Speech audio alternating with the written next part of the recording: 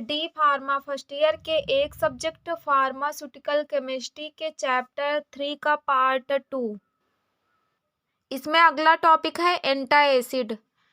एंटाएसिड ऐसी मेडिसिन्स हैं जो इंडाइजेशन और हार्ट बर्न से रिलीफ देने के लिए स्टमक में एसिड को न्यूट्रलाइज करती हैं। ये लिक्विड या च्यूएबल टैबलेट के रूप में आते हैं। इन्हें बिना किसी प्रिस्क्रिप्शन के फार्मेसी या शॉप से खरीदा जा सकता है। इसके बाद एग्जाम्पल में फर्स्ट है एल्यूमिनियम हाइड्रोक्साइड जेल, सेकेंड है मैग्नीशियम हाइड्रोक्साइड, थर्ड है मैगाल्ड्रेट, फोर्थ है सोडियम बाइकार्बोनेट, फिफ्थ है कैल्शियम कार्बोनेट।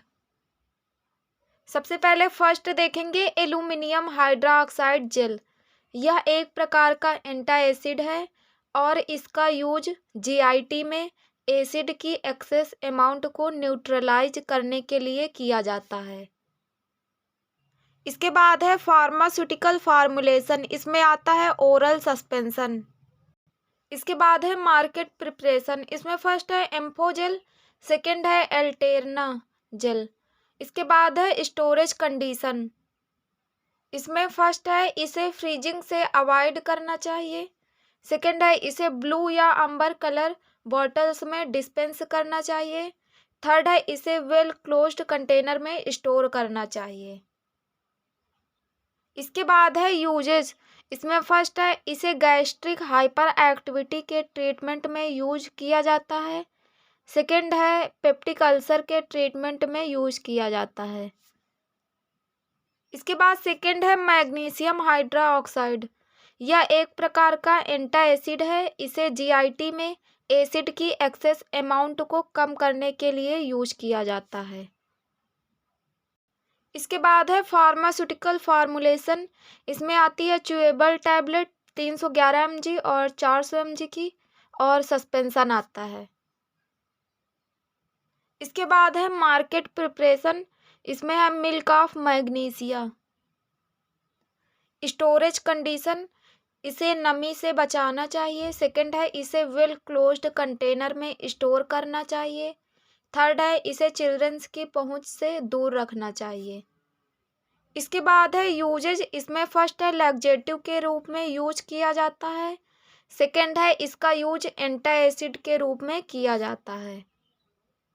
इसके बाद थर्ड नंबर पे है मैगाल्ड्रेट।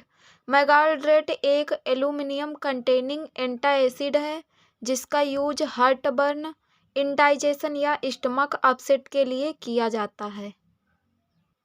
फार्मास्यूटिकल फार्मूलेशन में है ओरल सस्पेंशन। इसके बाद है मार्केट प्रिपरेशन। इसमें रियोपैन।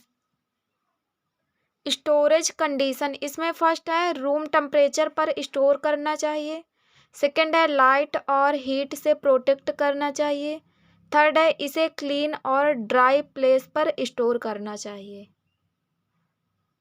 इसके बाद है यूजेज। इसमें फर्स्ट है इसे गैस्ट्रिक अल्सर के लिए यूज किया जाता है, सेकेंड है मैग्नीशियम डिफिशियंसी में यूज किया जाता है। इसके बाद फोर्थ है सोडियम बाइकार्बोनेट। सोडियम बाइकार्बोनेट एक एंटाएसिड है जिसका यूज हार्ट बर्न और एसिड इंडाइजेशन से रिलीव के लिए किया जाता है।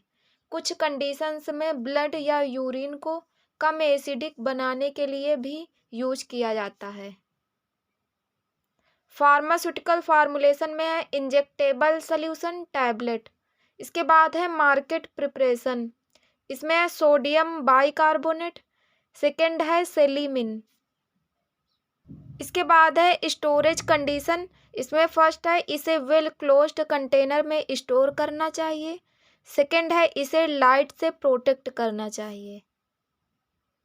इसके बाद है यूजेज। इसमें फर्स्ट है इसे यूरिनरी ट्रैक के एल्कलिनाइजेशन में यूज किया जाता है, सेकेंड है यह हाइपरकलेमिया के ट्रीटमेंट में यूज किया जाता है, थर्ड है एस्प्रिन के ओवरडोज के लिए एंटीडोट के रूप में यूज किया जाता है, फोर्थ नंबर पे है इसे इंसेक्ट बाइट के ट्रीटमेंट में यूज किया जाता है।